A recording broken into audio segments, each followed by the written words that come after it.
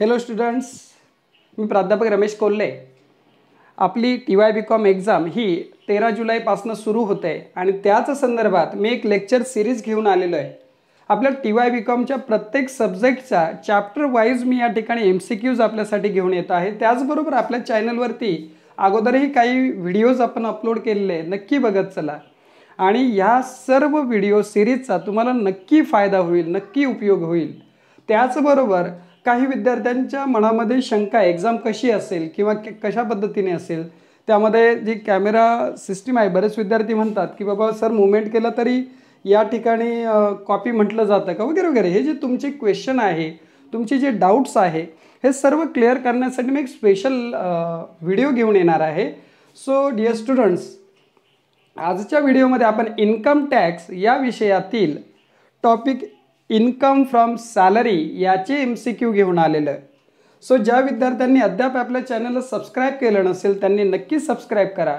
आणि वेळ वाया न घालवता आपण आजच्या लेक्चरला सुरुवात करूया. MCQ on income tax, that is income from salary. सुरुवात करूया क्वेश्चन नंबर फर्स्टपासनं. बघा, या ठिकाणी क्वेश्चन नंबर फर्स्ट आहे, computation of income from salary as per dash dash section. म्हणजेच इन्कम फ्रॉम सॅलरीचं कॉम्प्युटेशन हे कोणत्या सेक्शनमध्ये दिलेलं आहे. तर लक्षात ठेवा dear students, related to the income from salary there are 3 sections. Section 15, section 16 and section 17. याचा अर्थ असा झाला की 15 to 17 यामध्ये computation of income from salary cover होतो. चला तर पुढे वळूया. Question second, which of the following deduction is allowed to deduct from the gross salary. खालीलपैकी कोणतं आयटम असा आहे की जो डिडक्शन म्हणून अलाउड आहे तुम्हाला. बघा, इन्कम फ्रॉम सॅलरीच्या ग्रॉस सॅलरीमधनं 3 आयटम आपण डिडक्ट करू शकतो. त्यामध्ये आहे पहिला आयटम जर आपण म्हटलं तर तो आहे तुमचा प्रोफेशनल टॅक्स म्हणू शकता तुम्ही, की ज्या ठिकाणी आपण हायलाईट केलेलंच आहे. प्रोफेशनल टॅक्स हा देखील डिडक्शनसाठी अलाउड आहे. सेकंड आहे standard deduction, that is standard deduction as per section 16 clause 1A. यामध्ये जे स्टँडर्ड डिडक्शन दिलेलं आहे 50,000 हा. आणि तिसरा एंटरटेनमेंट अलाउन्स. हे 3 तुम्हाला डिडक्शन म्हणून अलाउड आहे, लक्षात ठेवायचं आहे. सो यामध्ये दिलेलं आहे इन्कम टॅक्स दिलेला आहे, एंटरटेनमेंट अलाउन्स नाही म्हटलेलं आहे, एंटरटेनमेंट टॅक्स म्हटलेलं आहे. So that is not allowed as a deduction under the head of salary, allowed नाही, लक्षात ठेवा. आणि सी मध्ये प्रोफेशनल टॅक्स म्हणले, yes professional tax is allowed as a deduction under the head of salary. So professional tax हा सॅलरीमधनं तुम्ही deduct करू शकता, ग्रॉस सॅलरीमधनं डिडक्ट करू शकता. डी मध्ये एज्युकेशन टॅक्स म्हणलेलं, that is also not allowed. So लक्षात ठेवायचं डिअर स्टुडंट, ग्रॉस सॅलरीमधनं 3 आयटम वजा होतात. एक म्हणजे स्टँडर्ड डिडक्शन 50,000 आहे, सेकंड वजा होतो प्रोफेशनल टॅक्स, आणि थर्ड आपला मायनस होत असतो entertainment allowance. But entertainment allowance is applicable only to the government servant. ह्या काही गोष्टी लक्षात ठेवत चला. डिअर स्टुडंट, व्हिडिओ शेवटपर्यंत नक्की बघा, कारण क्वेश्चनसोबत आपण त्याच्या इतरही गोष्टी डिस्कस करतोय, त्या तुम्ही नोट डाऊन करत चला. चला तर वळूया आपण थर्ड क्वेश्चनकडे. Third question is, just a minute, third question is in income tax RPF stand for. Income टॅक्समध्ये RPF याचा काय अर्थ होतो. So that is a recognised provident fund. There are various provident fund like as PPF public provident fund, SPF that is statutory provident fund, and this is RPF recognized provident fund. Again URPF unrecognized provident fund. असे 4 तुम्ही लक्षात ठेवा. RPF that is recognized provident fund, URPF unrecognized provident fund, SPF that is statutory provident fund, and PPF public provident fund. So या 4 पद्धतीने provident fund आहे. So RPF याचा अर्थ होतो रेकग्नाइज्ड प्रोव्हिडंट फंड. पुढे वळूया नेक्स्ट क्वेश्चनकडे. Question number 4, interest credited to RPF is exempt up to. RPF अकाउंटवरती जो इंटरेस्ट क्रेडिट होतो तो आपल्याला as per income tax law कितीपर्यंत एक्झम्प्टेड आहे, म्हणजे कितीपर्यंत आपल्याला सूट आहे त्याच्यामध्ये. सो दॅट इज 9.50 किंवा 9.5 तुम्ही म्हणू शकता, लक्षात घ्या. ओके, सो 9.55 हे कन्फ्यूज व्हायचं नाही आहे. ओके ना, that is 9.5 means 9.50. Okay, so interest credited to RPF is exempt up to 9.5%, that is 9.50%. लक्षात ठेवायचं आहे, इथपर्यंत आपल्याला एक्झम्प्टेड लिमिट आहे. पुढे वळूया आपण. Employer contribution to RPF is exempted up to. आता बघा वरती काय म्हटलं होतं, या दोन याच्यात तुम्ही कन्फ्यूज होऊ शकता. इथे काय म्हटलेलं आहे, interest credited to RPF that is 9.5. Okay, interest credited to RPF 9.5, but employer's contribution to RPF, employer जे कॉन्ट्रीब्युशन करतो RPF साठी हे कितीपर्यंत एक्झम्प्टेड आहे. It is exempted up to 12% of salary. सॅलरीच्या 12% इथपर्यंत तुम्हाला एक्झम्प्टेड आहे. आणि त्यापुढे जर लिमिट क्रॉस होत असेल म्हणजे 14%, 15%, 20, whatever, more than 12% that is taxable.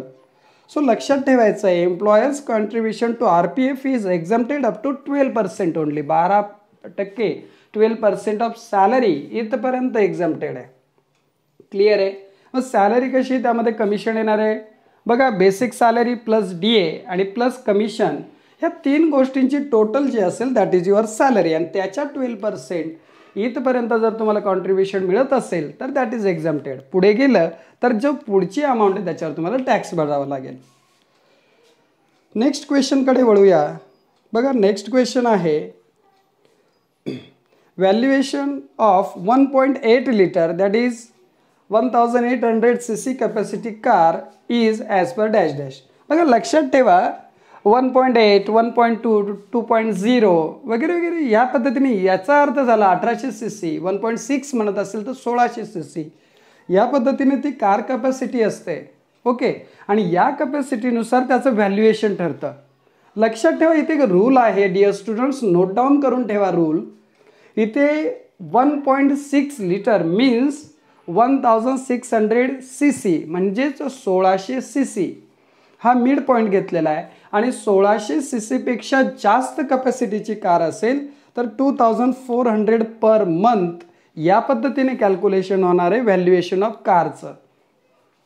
आणि ही 1.6 म्हणजे 1600 cc पेक्षा कमी कॅपॅसिटीची कार असेल तर 1800 पर मंथ या पद्धतीने व्हॅल्युएशन होणार आहे. आता आपल्या क्वेश्चनमध्ये काय लक्षात घ्या, valuation of car that is 1.8 litre means 1800 cc. So इथे आन्सर अर्थात असणार आहे 2400 पर मंथ. डिअर स्टुडंट्स, या थिअरीवरती मी प्रयत्न करेल की एखादा लेक्चर घेण्याचा, जेणेकरून तुम्हाला हे सर्व टॅक्सचे रेट लक्षात येतील. मी 100% येणार 1-2 दिवसांमध्ये त्या पद्धतीचा व्हिडिओ देखील अपलोड करेल. चला तर पुढे क्वेश्चनकडे वळूया. If population of city is more than 25 lakh, then valuation of rent-free accommodation is dash dash. बघा लक्षात ठेवा, तुम्हाला नोट डाऊन करून ठेवायचे दोन वर्ड. काय म्हणतोय आपण की valuation of rent free accommodation. Dear students, video pause करा आणि तुमच्याकडे नोट करून ठेवा rent free accommodation. Rent free ॲकोमोडेशनच्या बाबत काही रूल्स आहे.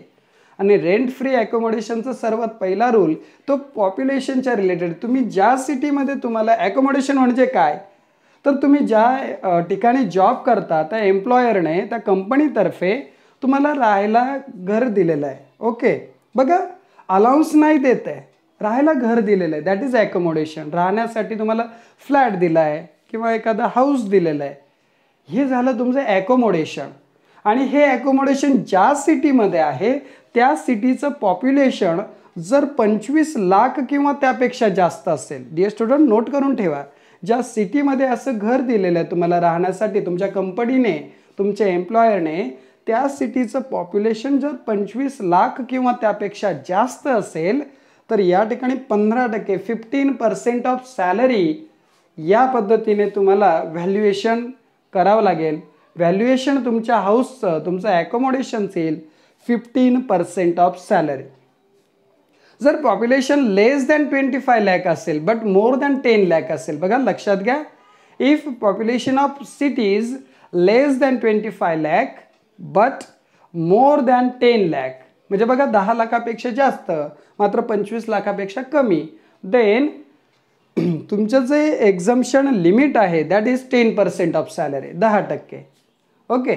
आणि if population is less than 10 lakh then 7.5% of salary. लक्षात ठेवा, 25 लाख किंवा त्यापेक्षा जास्त 15%, 25 लाखापेक्षा कमी आणि 10 लाखापेक्षा जास्त 10% आणि 10 लाखापेक्षा कमी असेल तर या ठिकाणी तुमचं व्हॅल्युएशन असेल 7.5%, 7.5%. या 3 गोष्टी आहे valuation of rent free अकोमोडेशनचा.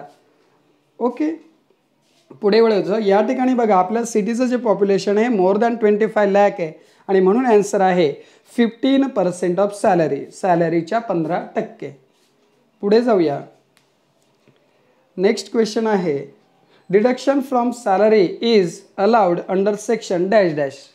G gross salary आहे, सॅलरी जी आहे या ग्रॉस सॅलरीमधनं कोणतं डिडक्शन अलाउड आहे, कोणत्या सेक्शननुसार डिडक्शन अलाउड आहे.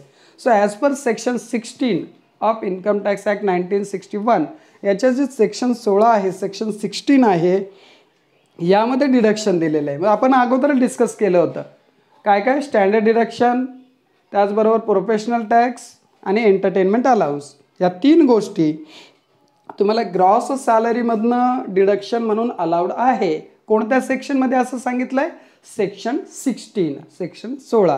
हे लक्षात ठेवायचं आहे. नेक्स्ट क्वेश्चनकडे आपण वळूया. नेक्स्ट क्वेश्चन बघा. Children education allowance is exempted up to dash dash. बघा चिल्ड्रन एज्युकेशन अलाउन्स आपण जर सॅलरीचं डिस्कस करतोय आणि या ठिकाणी सॅलरी म्हणजे तुम्ही जॉबला जाताय आणि तिथे 50,000 तुम्हाला डायरेक्ट दिले असं नसतंय. हे सॅलरीचे डिफरंट क्लासिफिकेशन करून त्यानुसार तुम्हाला सॅलरी दिली जाते आणि या सॅलरीमध्ये असा एक त्यांनी तुम्हाला अलाउन्स दिलेला आहे, त्याला आपण म्हणूया चिल्ड्रन एज्युकेशन अलाउन्स. हा children education allowance 100 rupees per month per child for 2 children only allowed आहे. नोट डाऊन करून ठेवा dear students. Children education allowance is exempted up to, बघा एक्झम्प्टेड म्हणजे त्याच्यावर सूट आहे कितीपर्यंत, 100 rupees per month per child for 2 children only. लक्षात ठेवायचं. नोट करा, मी अगेन रिपीट करतोय, 100 rupees per month per child for 2 children only. So that is children education allowance is exempted. लक्षात ठेवायचं, सूट आहे. पुढे वळूया आपण नेक्स्ट क्वेश्चनकडे. Question number 10. The standard deductions for financial year under section 16 clause 1A is dash dash. आपण आत्ताच म्हणत होतो की जे सेक्शन 16मध्ये जे डिडक्शन दिलेलं आहे त्यामध्ये पहिलं डिडक्शन स्टँडर्ड डिडक्शन.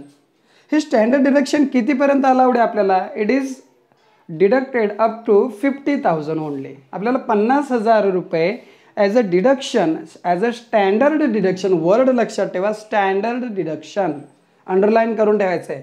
काय काय अंडरलाईन करण्याजोगं आहे बघा. Standard deduction section 16 1A amount 50,000, 50,000. Okay, मी रिपीट करतो again. Standard deduction under section 16 1A आणि अमाऊंट रुपीज 50,000. ओके, चला पुढे वळूया. नेक्स्ट क्वेश्चनकडे जाऊया. Question 11 that is HRA exempted under section dash dash. HRA जो आहे, HRAचा फुल फॉर्म तुम्ही नोट करून ठेवा, house rent allowance. This is allowance. आपल्याला पैसे मिळतात व तुम्ही तुमच्या पद्धतीने हाऊस शोधा, तिथे राहा, आम्ही तुम्हाला अलाउन्स देतो, आम्ही पैसे देतोय भाडं भरण्यासाठी. So that is house rent allowance. जो अलाउन्स आपल्याला मिळतोय हा कोणत्या सेक्शनमध्ये सांगितलेला, that is section 10 13A. Okay, लक्षात ठेवायचा clause 13A, that is section 10 clause 13A. पुढे वळूया नेक्स्ट क्वेश्चनकडे. Entertainment allowance is dash dash. So entertainment allowance is काय म्हटलेलं बघा, partly exempted, exempted, fully taxable or none of the above. So entertainment allowance is partly exempted. लक्षात ठेवा, entertainment allowance is a partly exempted. आता partly exempted म्हणजे कसं, तर 5,000 रुपीजपर्यंत एक्झम्प्टेड. जर तुम्हाला एंटरटेनमेंट अलाउन्सच्या अगेन्स्ट काही अमाऊंट मिळते, ही अमाऊंट 5,000 और त्यापेक्षा कमी आहे तर एक्झम्प्टेड आहे, त्याच्यावर टॅक्स नाही लागणार. मात्र ॲज अ एंटरटेनमेंट अलाउन्स तुम्हाला 5,000 पेक्षा जास्त अमाऊंट मिळते, फॉर एक्झाम्पल 6,000 10,000 वॉट एव्हर, तर ते जास्तीच्या अमाऊंटला तुम्हाला या ठिकाणी टॅक्स भरावा लागेल. याला आपण पार्टली एक्झम्प्टेड म्हणतो. कारण पार्टली कसं, तर फक्त 5,000 पर्यंतच तुम्हाला एक्झम्पशन आहे, त्या पुढे क्रॉस होत असेल तर टॅक्स लागणार आहे. So that is partly exempted. आणि एक्झम्प्टेड म्हटलं तर पूर्ण, हे लक्षात घ्या. याच्यावरती आपण व्हिडिओ नंतर बघणार आहोत. सो लक्षात घ्या, इथे तुम्हाला नोट करून ठेवायचं, entertainment allowance is a partly exempted up to ₹5,000. हे देखील लिहून घ्या. Okay, entertainment allowance is partly exempted. कसा आहे एंटरटेनमेंट अलाउन्स? Partly exempted. किती अमाऊंटपर्यंत? ₹5,000 पर्यंत. ओके, पुढे जाऊया. Free food during working hours exempted up to. बघा, एखादा व्यक्ती आहे आणि तो एखाद्या एम्प्लॉयरकडे जॉब करतोय, कंपनीमध्ये जॉब करतोय आणि तो जॉब करत असताना त्या ठिकाणी त्याला फ्री मील फॅसिलिटी दिले जातं, जेवण दिलं जातं आहे कंपनीमध्ये फ्री ऑफ कॉस्ट. तर हे जे मिल आहे हे ₹50 पर्यंत त्याला एक्झम्प्टेड आहे. त्याची कॉस्ट जी आहे दॅट इज ₹50 पर्यंत एक्झम्प्टेड आहे. क्रॉस होत असेल तर त्यावरती जे एक्सेस अमाऊंट आहे त्याला टॅक्स लागेल. लक्षात ठेवायचं आहे. बघा, तुम्हाला नोट डाऊन करून ठेवायचं आहे. Free food during working hours is ₹50 per meal. Okay, per meal म्हणजे प्रत्येक जेवण जे आहे त्यासाठी, प्रत्येक वेळेच्या जेवणासाठी ₹50 आहे एक्झम्प्टेड. पुढे जाऊया. Agriculture income is dash dash. So agriculture income is fully exempted. त्याच्यावरती टॅक्स लागत नाही. टॅक्सेबल म्हणजे काय, तर जी अमाऊंट आहे त्याच्या पूर्ण अमाऊंटवरती टॅक्स लागेल. फुल्ली टॅक्सेबल म्हटलं तर पूर्ण अमाऊंटवरती टॅक्स लागणार आहे. एक्झम्प्टेड म्हणजे टॅक्स लागणार नाही. तर आपल्याला सर्वांना माहिती आहे जे ॲग्रिकल्चर इन्कम आहे की आपण शेती करून शेतीपासून मिळणारं जे उत्पन्न आहे यावरती आपल्याला टॅक्स लागत नाही. That's why it is fully exempted. Exempted म्हणजे त्या गोष्टीवरती टॅक्स लागत नाही. चला तर पुढे वळूया नेक्स्ट क्वेश्चनकडे. Question 15. Exempted income comes under section dash dash. बघा, एक्झम्पशनच्या रिलेटेड जे रूल्स आहे किंवा कोणती इन्कम तुम्हाला एक्झम्प्टेड आहे, कसे एक्झम्प्टेड आहे, फुल्ली एक्झम्प्टेड आहे की पार्टली एक्झम्प्टेड आहे, व्हॉट एव्हर, रिलेटेड टू एक्झम्पशन म्हणजे सूट, तुम्हाला त्याच्यावर टॅक्स लागणार नाही अशी सूट, हे कोणत्या सेक्शनमध्ये दिलेलं आहे तर सेक्शन 10 मध्ये. लक्षात ठेवायचं आहे. Exempted income comes under section 10. Okay, note down करून ठेवा डिअर स्टुडंट्स. पुढे वळूया आपण. नेक्स्ट आहे सिटी कॉम्पेन्सेटरी अलाउन्स. याला शॉर्टमध्ये CCA असं देखील म्हटलं जातं. City compensatory allowance is dash dash. बघा, आपण आत्ता डिस्कस केलं टॅक्सेबल, फुल्ली टॅक्सेबल वगैरे आहे. तर CCA कसं आहे, CCA is fully taxable.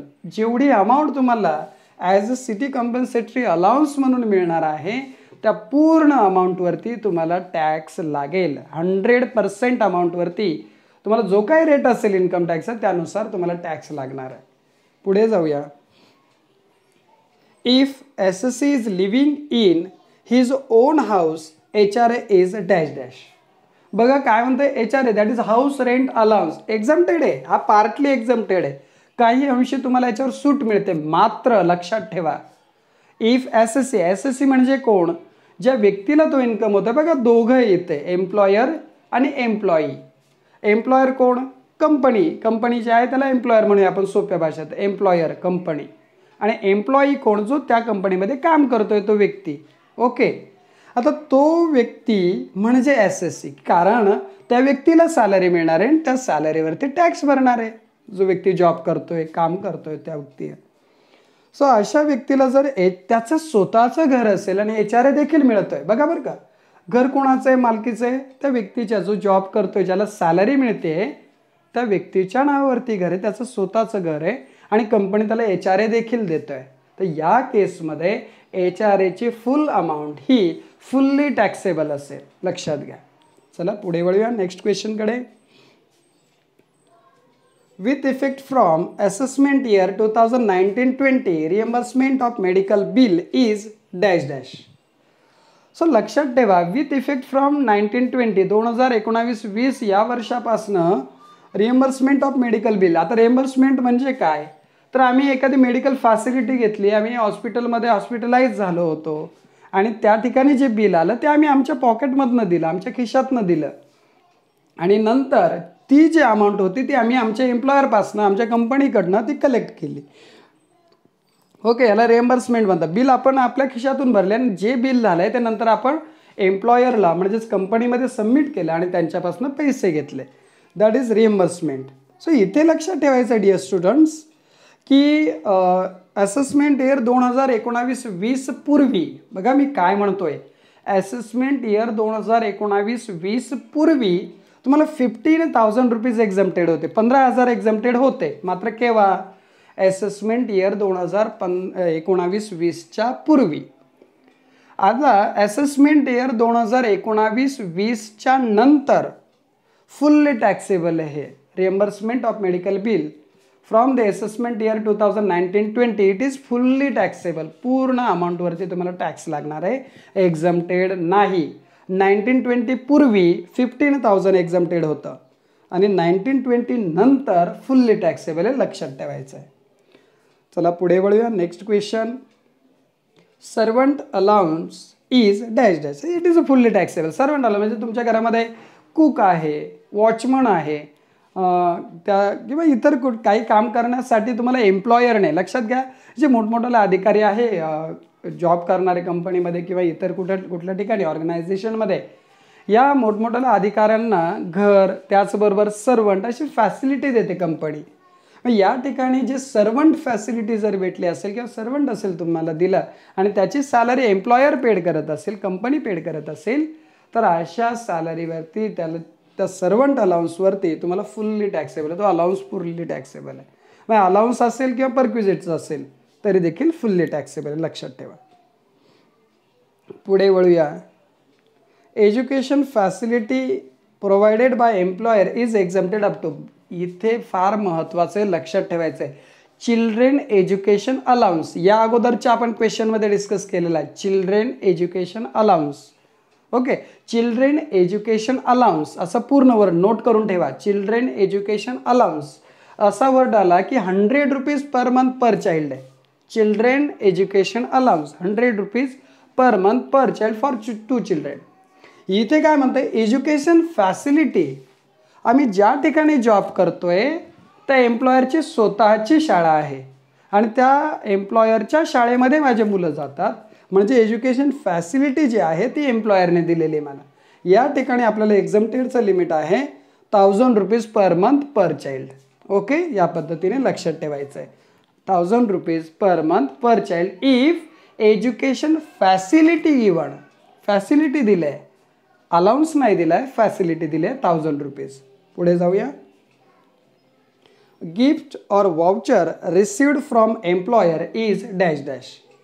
Okay, एम्प्लॉयरने आपल्याला काहीतरी गिफ्ट दिलं, गिफ्ट इन काइंड. ओके, इथे डिअर स्टुडंट्स नोट करायचं राहिलं आहे, बट लक्षात ठेवा गिफ्ट इन काइंड म्हणजे एखाद्या वस्तूच्या स्वरूपामध्ये तुम्हाला जर गिफ्ट मिळत असेल, कॅश नाही मिळत आहे, पैसे नाही मिळत आहे, तुम्हाला काहीतरी वस्तू मिळते. फॉर एक्झाम्पल तुम्हाला ड्रेस मिळत आहे किंवा इतर काहीतरी गोष्ट की ॲज अ गिफ्ट मिळत आहे. इन काइंड आपण त्याला म्हणतो, gift in kind other than money, पैशांच्या व्यतिरिक्त असं काही गिफ्ट जर तुम्हाला एम्प्लॉयर देत असेल तर त्या 5,000 पर्यंत एक्झम्प्टेड आहे, लक्षात ठेवायचं आहे. Gift in kind is exempted up to rupees 5,000. पुढे वळूया. Gift received in cash from employer. एम्प्लॉयरपासून गिफ्ट मिळालं आहे, कसं मिळालं आहे? कॅशमध्ये. That is fully taxable. लक्षात ठेवा, गिफ्ट इन काइंड वस्तूच्या स्वरूपात मिळालं आहे, 5,000 पर्यंत एक्झम्प्टेड आहे. गिफ्ट इन कॅश, कॅश मिळाली आहे किंवा चेक मिळाला आहे, चेक देखील एक कॅशचाच प्रकार आहे. ओके, चेक कॅश की which is easily converted into money, या पद्धतीने, तर ते फुल्ली टॅक्सेबल आहे. पुढे वळूया आपण. Question number 23. Employer contribution to SPF is exempted up to SPF. Note करून ठेवा, statutory provident fund. Statutory provident fund it is fully exempted. तुम्हाला फुल्ली एक्झम्प्टेड आहे, कितीही कॉन्ट्रीब्युशन असू द्या याच्यावर टॅक्स लागणार नाही. पुढे वळूया. Next question, question 24. If gross salary is rupees 35,000. बघा, नीट विचार करून उत्तर द्यायचं आहे. If gross salary is rupees 35,000 then standard deduction under section 16(1)(a) will be. आपण या अगोदरच्या एका क्वेश्चनमध्ये डिस्कस केलं होतं. There is a standard deduction as per section 16(1)(a) यामध्ये तुम्हाला स्टँडर्ड डिडक्शन दिलेलं आहे 50,000 रुपीज, 50,000 आहे. मात्र इथे आम्ही काय म्हणतोय, आमची ग्रॉस सॅलरी 35,000 आहे आणि ह्या ग्रॉस सॅलरीमधनं काय वजा होणार आहे, standard deduction. So standard deduction is never more than gross salary.